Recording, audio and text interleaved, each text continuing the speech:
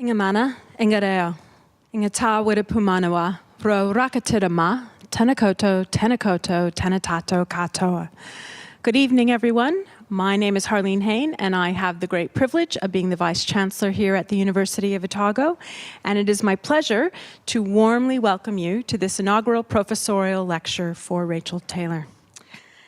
On behalf of the university, I'd like to begin by extending a particularly warm welcome to the members of Rachael's family, some of whom have traveled quite a ways in order to be here with us this evening. Her husband, Simon, her children, Cam, Caleb, and Mac, her parents, Brian and Lynn, and her in-laws, Colleen and John Ford. It's fantastic to have you here with us this evening, and it makes Rachael's day so much more special. In addition to these special guests, as I look out on the audience, I can see people from around the university, both staff and students and members of the public. An especially warm welcome to our Chancellor, Dr. Royden Somerville, who is a regular attendee here. On behalf of the university, you are always warmly welcomed here, and I know that many of you use these IPLs as part of your own ongoing education. So on behalf of the university, Ngā nui, kia koutou. Now, we're here tonight to celebrate Rachael's great achievement, and I don't want to take up too much of her time, but I do want to tell you just a tiny bit about some of the things that have led to Rachael's promotion. Her research program, as many of you will be aware, focuses on child and adolescent obesity and the development of interventions for prevention. As you will learn from her lecture this evening, her work is creative, and she is a highly successful researcher. She's also an incredibly effective communicator. She's also a popular research supervisor, and she has mentored literally dozens of PhD and master's students to completion. Rachael's service has also been exemplary. She has provided excellent service both to the university and to the wider academic community. Nationally, she's provided services to organizations like the Ministry of Health and the HRC. And in all of her activities, she has been an outstanding ambassador for the University of Otago. So Rachael, on behalf of the university, I would like to congratulate you on your very well-deserved promotion to professor. I will now call on Professor Barry Taylor, who is going to tell us just a little bit more about Rachael's academic journey to professor. Nō reira, tēnā koutou, tēnā tātou katoa.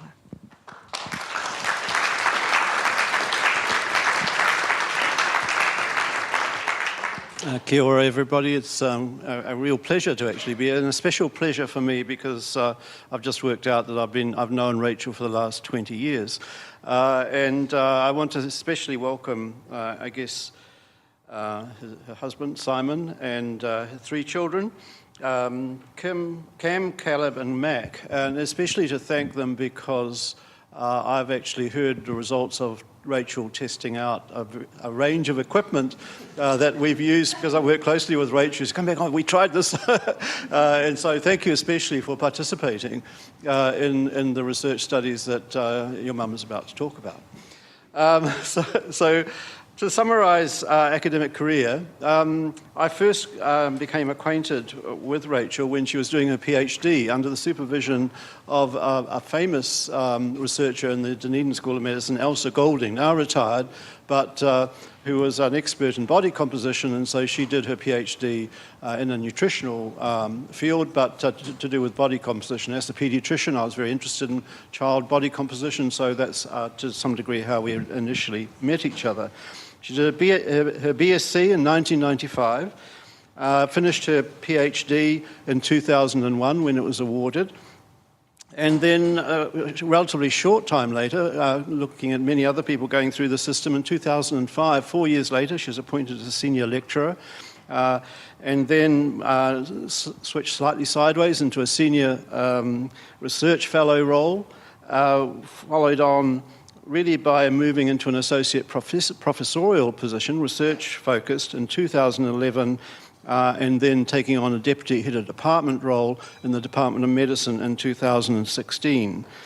So she has shown, and I'm rapid progression from my point of view through the system, and I've known personally the drive and her ability to focus and get things done.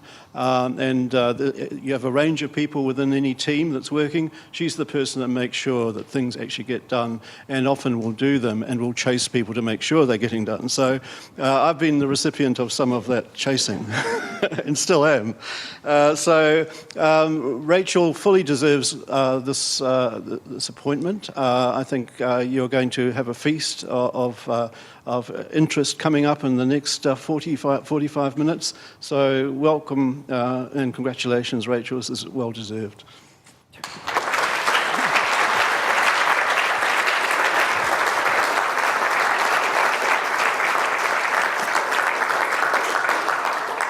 Wonderful. Thank you very much for the kind comments to you both, Harleen, and to Barry. And thanks so much, everyone, for coming out tonight on this beautiful autumn evening. So yes, as mentioned, you can see the title of my talk there, Move, Eat, Sleep, Repeat. And this is really because these three behaviours have really formed an integral part of both my life, but also my research interests over the time, and really, in particular, how they pertain to child health. Now, of course, I have a personal interest as well. I do like getting out and about and active, which is just as well, because I also like to eat. The only one I'm not so hard at is the sleep, but luckily, thanks, Si, I can live vicariously through my husband, who could actually sleep from New Zealand. So we cover all our bases there. Some of us are even able to multitask in some of these areas, which is fantastic. So I'm actually a North Islander, and it's not something I lay claim to very often, mainly because I left Whanganui when I was 5 years of age. So I don't have great memory of what actually happened up there. So I grew up in Alexandra in the early 70s. It was a fantastic place to grow up. I'm not sure if we just got out of the pool there or Alex didn't have hair dressers or hair brushes, but that's okay. That's me, the blondie there on the right. So I spent all my schooling in Alexandra until we did a wee experiment, shall we call it, in my 7th form, and I actually went up to King's College. So is there anyone from King's here? It's a bit safer, great. So I left Dunstan, and I left Alexandra, town of 4,000, went to Auckland, city of around 1 million or so at that time, state school, private school, co-ed school, boys' school that had just started to take girls in the 6th and 7th form only. Normal people. No, I'll stop there. But anyway, it was a fantastic opportunity and a real learning experience, and that's what life's all about. So I had a great year at King's in that year, but it was very different to what I was used to. But it didn't take me long to wing my way back down to Otago. Now, I didn't actually do science at school. Sorry. Didn't actually do science at school. In fact, I took great delight in telling my 5th form teacher after school cert that I couldn't stand his stupid subject and I was never going to do it again. The bad side of having a mother who was a teacher at school meant I had to go back in my 2nd year of university and apologise to said science teacher because I'd taken up science. So I actually did art, tech drawing, accounting, economics, and all those things at school. Loved them at school, came down to university. As you can see from my grades, I didn't always go to university, but in my defence, we lived at Helensburgh Hostel that year, the old Wookery Hospital, and we were a long way away from university compared to all the other students. We also had to hitchhike to uni, so if it was raining or no one stopped that day, there wasn't a lot of point in actually going. So, come the end of that first year, I had to rack my brains and think of something else. Now, Mum was a home ec teacher in those days, so nutrition had always been a little part of our life. And I thought, that sounds kind of interesting, and so I enrolled for that, not realising I had to do chemistry. So a very big thank you to Otago, in particular Bob Smith, for anyone who remembers Bob from those days, because I was in his office every single week. We had cabbage chem toots just for me, and I only realised what a mechanism was for my organic chemistry exam on the morning of. But that was okay, we got there. And then from after that, nutrition was plain sailing. So as Barry mentioned, I had the very good fortune of, wherever Elsa is hiding, to be one of Elsa's students. There she is, in my honours year. For those of you who don't know Elsa, she was a real tour de force, a fantastic scientist, but also a very dear friend, and I owe her hugely for my career. So thank you very much, Elsa. So I was actually, as Barry mentioned, she was a bone health researcher, and so I actually started off my life, I sort of have morphed a little bit here, in terms of looking at bone health. And we were looking at lactose malabsorption. Now, lactose is the main sugar found in milk. If you can absorb it, no problems. It splits into its 2 component sugars, and you don't have any problems. If you can't absorb it, you have some problems, and we won't go into what they are, but they're essentially a little annoying. For most European populations, lactose malabsorption is not a big issue. But what we were able to show here is that it actually becomes quite common in elderly European women as they age, and that really hadn't been noticed before. One of the beauties of working with Elsa is that I got exposed, to the DEXA, the dual energy X-ray absorptometry. And as well as measuring bone health really well, it's an amazing measure of body composition. And that's just as well, because I was particularly interested in child health, although I do dabble in adult health. And this, all it takes for a child is to lie still on the bed, now for only about 5 minutes, back then it was a bit longer, and you get really accurate information on bone health, basically every your amount of fat, lean, and bone tissue down to the gram. So it's not always information you might want, because those grams add up. But anyway, in terms of children, this was a huge advantage because prior to the DEXA, this was the gold standard for assessing body composition. So you had to be entirely dunked underwater for a certain length of time. It's Archimedes' principle. When he jumps out of the bath saying eureka, with a whole lot of fancy calculations, this is how we used to determine body composition. Clearly not that straightforward.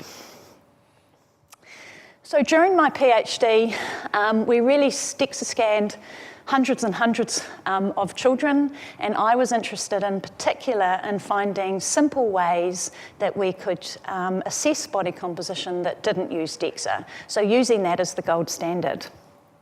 One of the things we looked at was that even in very young children, at only 3 to 6 years of age, girls had higher body fat than boys, even that young. At the time, it was very much considered that gender differences in body fat didn't really start until puberty, and yet we were able to show them here. We now know that boy babies are born leaner than girl babies. So it shows you that we have a harder road to follow, ladies. One of the other big things we were interested in looking at is the whole apple versus pear. So if you have an apple body shape, you do have a higher health risk than if you have a pear body shape, because body fat stored around your central area is more metabolically active. But we didn't really know how to measure central adiposity in children. So about 1,000 DEXA children later, what we were able to show is that waist circumference, a simple tape measurement around the waist, is actually a really good indicator of health in children. And we were able to produce waist circumference cutoffs for New Zealand children from 3 to 19 years of age. Then I took a holiday. Sly and I got married. We do look a little bit flushed there. It's not all excitement. It happened to be about 45 degrees that day. So for those of us, and Clyde, those of us who had chosen a white singlet dress weren't too badly off. Those of us who on a cooler Dunedin day had chosen satin shirts with black suits were not so lucky. And then after an appropriate length of time, of course, we came into the world, so I had a few months off there. And so really having all that exposure to body composition really created my interest in obesity, because we were scanning a lot of these kids, and a lot of these kids were quite big. But some of the interesting part, particularly in the young females, is they didn't overtly look big, but they had very high levels of body fat and or very low levels of muscle mass. And so this is where the idea of our apple study came into play. And again, there's lots of people that I've worked with, but I'd particularly like to acknowledge Jim and Sheila here, who were also with me throughout my PhD, also fantastic researchers, also helped me hugely and remain very dear friends of mine. So thank you to you both. So when we set up Apple, some years ago now, it was really about this concept of the obesogenic environment, that we shouldn't actually be looking at why some people get fat. We should be actually looking at how on earth some people manage to stay lean in the world that we actually live. And so this is just one example, the fact that portion sizes have increased tremendously across the world. Essentially, it's really, really easy to overeat and really, really hard to get your physical activity levels up to the level where it might make a difference. So we wanted to change the world, but essentially we just went to Palmerston and Waikouaiti instead and had a go at changing there. So really what we wanted to do was actually change the environment in which these kids lived, both the food environment and the physical activity environment. In the end, the food environment became a little bit difficult to change because 90% of the food intake of people in these areas was, of course, bought in Dunedin, and we weren't changing the Dunedin environment. So it pretty much ended up a physical activity intervention predominantly, and we really put physical activity coordinators into the primary schools in these areas. These are small country schools. They found it really difficult to get sports teams together. And so by doing this, we were really just creating a face for physical activity in the community that was a sort of liaison point to get interest going. And they were able to get, one school couldn't get a single parent to coach hockey. In the end, they had 3 hockey teams. They only had 40-odd kids in the school, so that's a pretty good effort, and 7 teachers willing to coach. They also did events like this, Top Town events. So for those of you who remember the days of Top Town, that was just a way for the community to get together and so on. What we were able to show at the end of our 2-year intervention is that we actually reduced the risk of obesity by about 30% in these children, which was fantastic.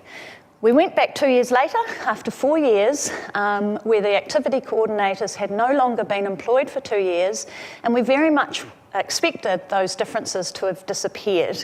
But surprisingly, they had lessened a little bit, but they were still there, so there was still a sort of 19% lower risk of overweight.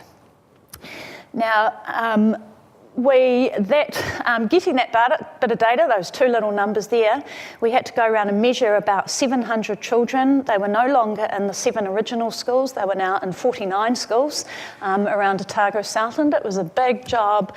But I still remember a conversation Jim and I had one day, that our best evidence for the success of Apple was many years later when these children were at high school. They were a part of another study, and they were found to be significantly leaner than kids from the surrounding area. And the school contributed that to them being Apple kids, which was pretty cool evidence. I've also dabbled, and I do mean dabbled, in the more lay literature. Some of you may be familiar with Bill O'Brien. He's a local Dunedin author. He approached me about helping him write a handbook called The Fat Word Here. That was a really cool experience. Bill was a fantastic author and great to work with. I still remember my second royalty check, though, of $1.24. So, wasn't a huge seller, so I would go for some of Bill's other books. He's actually an ex-policeman. He's got some fascinating stories about life in the police, and he's also written up some of the terrible tragedies that have happened in our local area as well. And then Caleb came, so baby boy number 2, so I had another few months off, sort of, as you do as an academic, and then we hit some other projects. And essentially, what I'll tell you is a story and about how all of these projects have really morphed into the next project. And one of the interesting things about Apple was that it was actually only effective in children who were of normal weight. Now, we didn't make the thin kids thinner, because remember, normal weight is a bit of a curve, and because they're all at the higher end, there's capacity to bring the mean back a little bit. But it's not effective in children who are already overweight to begin with. And that's been found since by quite a few other community-based studies. So we need to do something different. And so that's why we set up our MINT study, and Anna and Jill with the PhD students and many other of my colleagues are here today. We actually set this up at the time when the before school check was coming into play in New Zealand. So virtually every 4-year-old child in New Zealand goes through the before school check. And a number of years ago now, they decided they would add height and weight measurements to the before school check as a way of measuring prevalence within the country. However, we also know that 90% of parents of young children do not recognise overweight in their children, and doctors and nurses and other people do not want to have this conversation about a very emotive and sensitive issue. So what we wanted to do was to see if we could do this better, if you like. Could we design a way that this would actually work?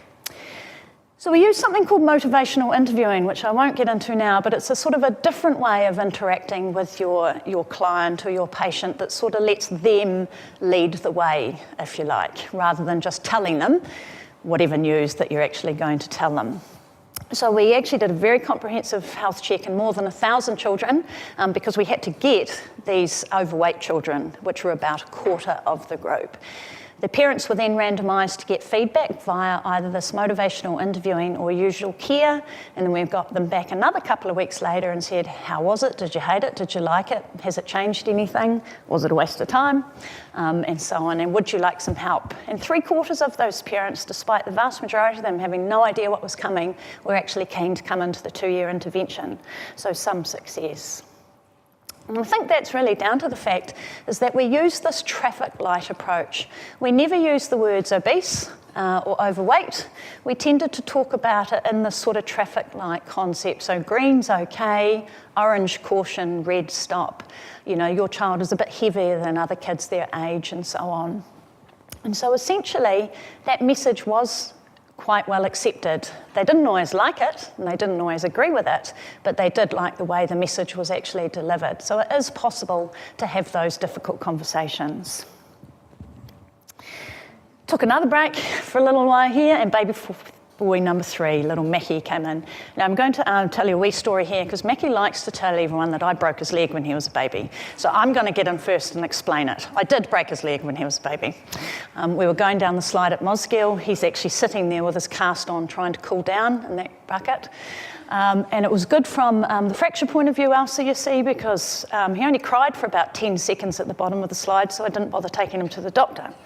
It was only the next day when he wasn't really walking on, well, favouring his leg, that we took him in, and they thought it was fractured, but they weren't sure.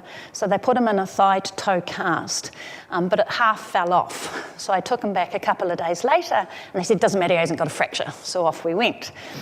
He still wasn't really using his leg, so we went back 2 weeks later and they re-x-rayed him, and he had a very clear fracture across his tibia, and that's because in such young children you can't really see on the x-ray, and it's only when the bones start knitting themselves back together that the fracture is really clear. So they put on another big cast. Unfortunately, we were going on a 2-week beach holiday the following day. So that was cool. They had a new system where they were having these new sort of waterproof casts that they'd used on teenagers with their wrist fractures in the past. So it was great. We went to the beach every day. We shoved a hose down, flushed out all that sand, not a problem. It was only when we got back 2 weeks later and then he was getting a wee bit cranky, and he was not a cranky baby, and it looked a wee bit red around the top.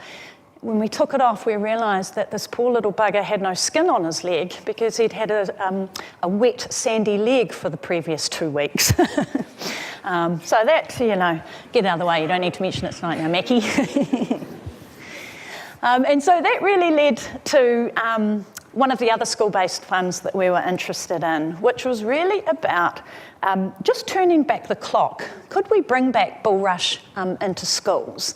And really that the modern playground has become so monumentally boring, as illustrated by the top photo, that no self-respecting child would ever want to play in it. So it might meet all those safety things, but there's no interest whatsoever. And so really what we were doing is trying to encourage schools to increase the amount of risk and challenge in the school playground, letting them climb trees like they did in Brockville School there. This top school here was a school that just had an entirely flat surface, so they wanted to build mounds that the kids could jump off, roll off, etc. The loose parts picture was actually a really important part of it. It's not risk in the wildest sense, but basically those logs, tyres, tree trunks, whatever, aren't logs and tyres and tree trunks. They're a spaceship, or they're stepping stones to avoid the crocodiles or something else. And although the caretakers hated the messy, loose parts, they were a fascinating learning environment for children. Something as simple as not picking up the cut grass was a massive attraction to the children. Yes, you did get grass thrown at you, but you could also hide in it, roll in it, etc. So we had more than 800 children from 16 schools in Auckland and Otago through a 2-year intervention. The schools really embraced this. Some of our principals were really gung-ho. We had one who was wanting to light fires with children to teach some fire safety. Went off okay. We had another one whose kid was climbing the tree and broke their arm, and the parent marched in to demand that the study did not stop because their child had broken their arm, because it was a rite of passage. So I know that's not quite right, Elsa, but that was their view. We didn't increase physical activity. It was no obesity panacea because the kids were doing different activities. But there were some really interesting findings around bullying and how the kids were interacting with one another. And it was not so much that bullying itself decreased, because actually those mounds were a gold mine for boys who used to love pushing everyone off the mounds. But there was much less reported bullying, and the teachers really put that down to increased resilience in the kids. They really felt that the kids were able to interact better and just put up with the rough and tumble of life a lot more.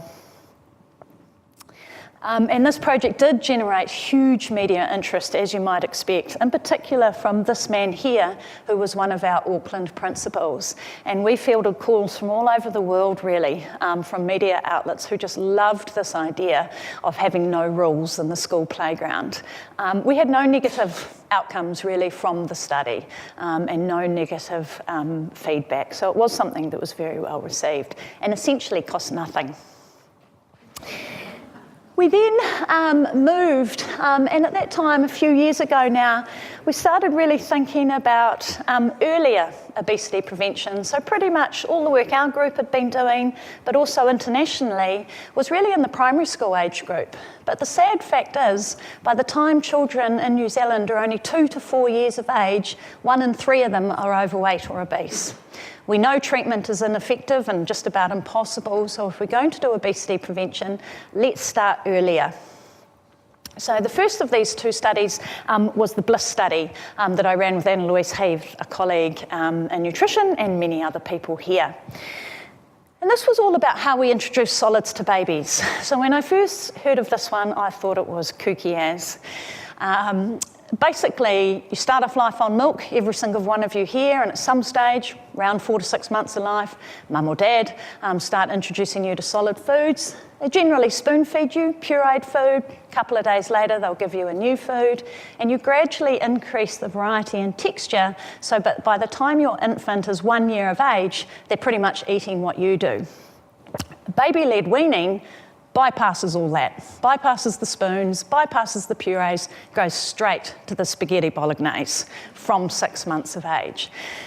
Why I was interested in it from an obesity point of view is the proponents argue that we start off life as infants totally in control of our food intake, especially in this day and age with demand feeding. We tell mum when we want to eat, when we've had enough, and when we want to eat next. But then as parents, when we introduce solids, we tend to take back that control. We tend to feed them because it's tea time, because we want them to sleep more through the night, because that's the size of the Watties baby jar, or a whole variety of other reasons. And infants, when they're spoon-fed, are often telling us that they've actually had enough. They turn their heads, they spit it out, they throw it over the side.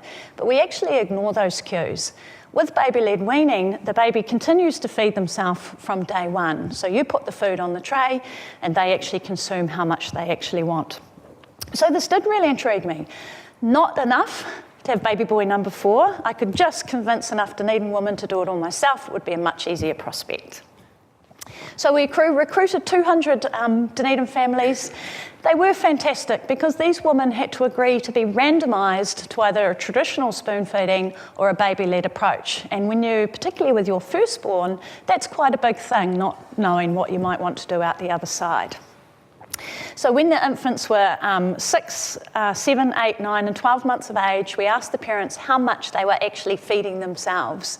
And in the blue you can see the ones who were spoon-fed. So very few, 10% feeding themselves most or all of their food at 6 months of age, but about half by 1, which is what you'd expect at graduation.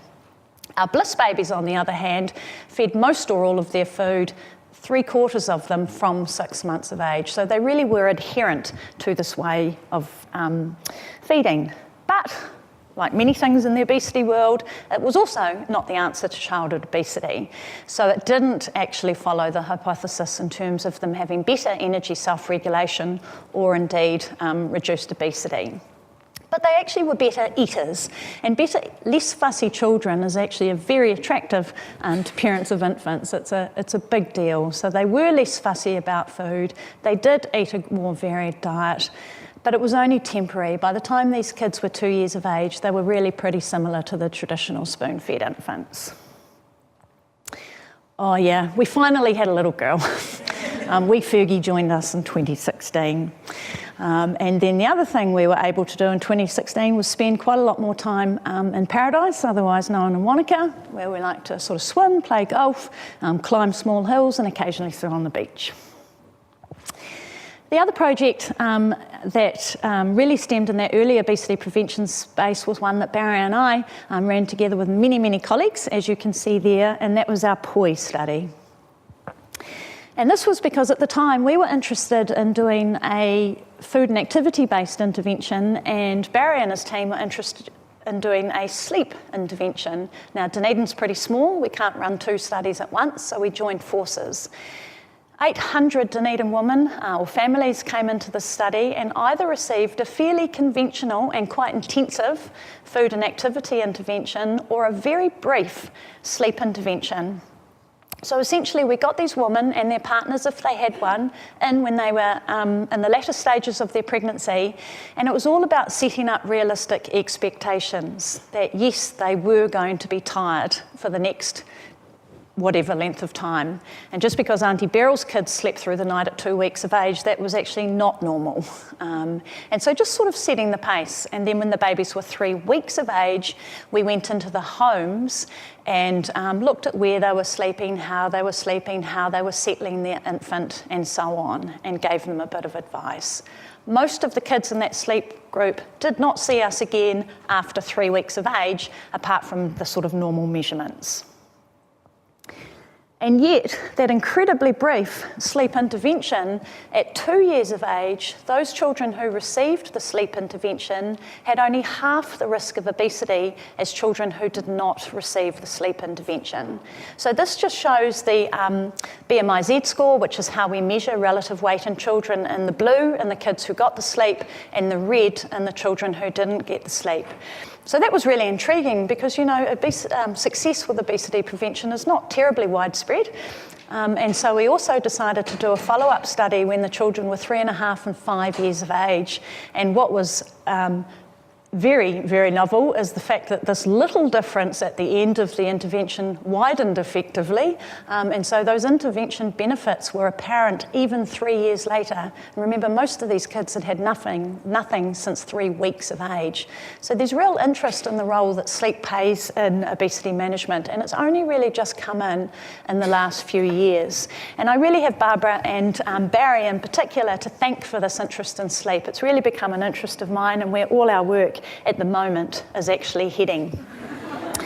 And that's because a big part of it is about increasing our accuracy measurement of sleep, because as you can see, it's quite easy to cheat in lots of ways. And so one of the big studies that we're doing at the moment, we've called Time to Move. And the problem with this is it's actually quite difficult to measure every single one of those behaviours: physical activity, sleep, and sedentary time. What we tend to use are these accelerometers, and you've got a picture of a couple of different ones here. What accelerometers do is measure movement. So what you get are these sorts of graphs when, yes, clearly they're playing a game or running around, and periods of time when they're not doing as much. What you can reasonably assume overnight is that this kid went to bed around 8 p.m. and got up around 6 a.m. because you can assume that this was probably sleep. A lot of our interest, though, is looking at daytime activity, and it's much harder to assume sleep in the daytime hours. Is that period of low activity because they're sleeping, because they're watching television, or because they've actually removed the accelerometer? So there are a few kids in the audience, not just mine, who have been guinea pigs here, but we're undertaking a very large validation study using much better gold standard measures that have been used in the past to really try and create really good algorithms. So we plaster the kids in 5 different accelerometers and a heart rate monitor for a few days. We then measure their sleep by something called polysomnography, or PSG. Now, the gold standard, of course, is to go to a sleep clinic, but that's not a terribly natural environment for kids. And so you can use portable PSG, as someone I know is modelling here. It's clearly not a sort of normal sleeping environment, but the kids actually do manage this quite well. They come into our lab and we get them to run on the treadmill and cycle and run up the stairs and watch some telly and all those sorts of things, and we can look at our accelerometer data because we know that that's what it looks like when they're running and so on. The problem with this is that running on a treadmill is not a typical child activity, and so it doesn't really represent real life activity. So what the kids are also doing for us is wearing GoPros for several hours a day. So they're worn on the chest facing outwards, and you can see very clearly what the kids are actually up to in terms of their activity, and that's going to give us much better data in terms of the free living physical activity. Second other big study that we're doing is that we know sleep is a really important risk factor for obesity, but we don't actually know why. Most of the observational evidence tends to suggest it's more about what you eat than how physically active you are, but both of them actually make sense. So our dream team, as you can see that we call them there, basically we're getting a bunch of kids in them and we're making them sleep deprived, and we're seeing how it changes their eating behaviour. So 110 children are coming in. We measure their normal sleep patterns, and that's represented by the green button there. We send them away, and for a week they go to bed 1 hour earlier than they normally do to try and extend their sleep. And then in another week, they go to bed 1 hour later than they do to try and restrict their sleep. So we're essentially trying to create a sleep deficit of around 1 to 2 hours. Now, the red represents the restriction condition, the yellow, their extension condition, and we simply compare these two timeframes. 7 of these 8 pilot children showed a really big difference in their sleep, and 6 of them managed to extend their sleep by some considerable time. And that's interesting because these children met sleep guidelines. They weren't sleep deprived to start with, suggesting that kids perhaps aren't getting enough sleep as they need to. Now, measuring dietary intake is notoriously difficult, and we're looking for very small differences. You only need to eat 1 extra super wine a day to actually gain more than you need to gain several kilograms a year. It's obviously very difficult to get that sort of dietary assessment accurately. So one of the things we're doing is doing an eating in the absence of hunger experiment, an objective way of trying to see if you pig out more when you're tired. So what the kids do at the end of each of those sleep weeks is they come into the lab and they do questionnaires and a variety of other things, and then we offer them a feed. As you can see, there's quite a lot there. They can have a sandwich, some fruit, some pizza, some Cheerios, and so on. Mum and Dad are there if they want to be. We then make sure that they're full, and that's a very important part of the experiment. We then send them away, and then 15 minutes later, when Mum and Dad aren't there, the second course comes out. As you can see, it's quite palatable to many people, and we've measured each of those foods in the bottom picture incredibly accurately. Mum and Dad aren't there, they're left to eat as much as they like, and that tells us eating in the absence of hunger, because we can measure that very carefully.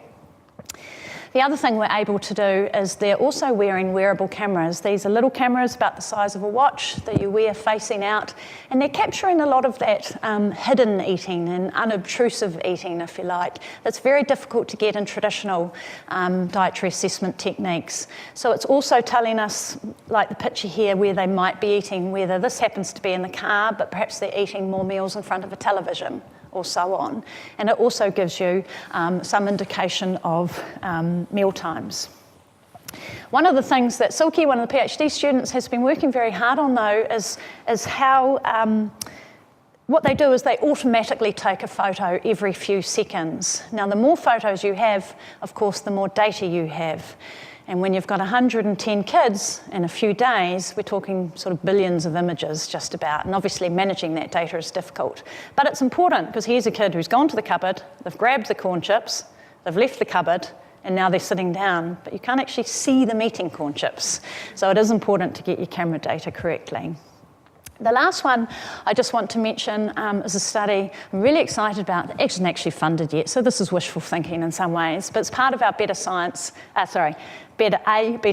National Science Challenge work that we hope will go ahead in the second half of this year. It's partly based on our POI work, but within a Better Start, what we're really trying to do is to reduce overweight, improve literacy, and increase mental health. Luckily, sleep is really involved in each of those behaviours very closely. The problem with POI, not that there's any problem, is that it was really undertaken in predominantly European populations. And a lot of the sleep messages that we have really don't fit the lived realities of some whānau. And so I'm very pleased to be working very closely with Justine and Rose, who are here to be doing this very cool project where we're going to develop a sleep intervention for babies by Māori and Pacifica, for Māori and Pacifica, and then hopefully roll it out nationally through Plunkett and perhaps some other iwi providers and so on. I'd just like to thank, I've worked with some terrific people, many of whom I've mentioned specifically by name, but I've enjoyed my time at Otago. I love my job, I still love my job, and I've loved it from the start, which is a fantastic situation to be in. I'd also like to thank Mum and Dad, of course. They've been awesome from day one. Dad in particular just got a new hip 2 weeks ago, so he's made the good effort to come down from Alex, so thanks, Gramps. To Colleen and John, who have always been very welcoming to me into the Ford whānau, so again, thank you very much. And to my 4 gorgeous blokes, of course, that make home life pretty cool as well. So thank you very much.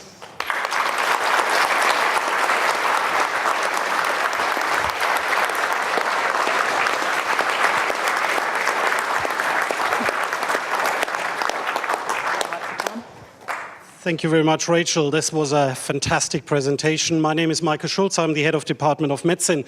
And Barry said it quite rightly. Rachel is somebody who gets things done. So there's no surprise Rachel is my deputy HOD, because as an HOD, you need people who get things done, and then they blame somebody else. I would like to thank Elsa. Elsa, despite B's and C's that we've seen here that Rachel achieved, you made Rachel to what she is, an excellent researcher. So I think the biggest honor goes to you that we have Rachel here today for her IPL.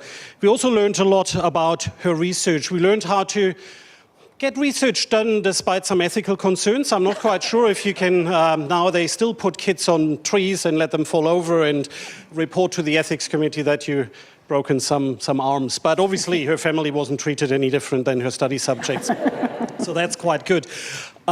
Getting things done, I think, is remarkable to get 800 people into studies in a little place like Dunedin. 800 mothers who have possibly completely other concerns than what you had on your mind, and get them motivated and get them to participate in trials. I think everybody who's running trials themselves, be it with patients or be it with mothers, this is absolutely amazing. Rachel, you looked at 3 different aspects of why people get obese, and I think you were ahead of your time quite considerably. As a gastroenterologist, well, this is the coming epidemic that we have. We have fatty liver disease. It's all just a consequence of being obese. And here's Rachel, who thought about that some years ago already. Rachel, thank you very much for your presentation. And I hand over to Paul Brunton.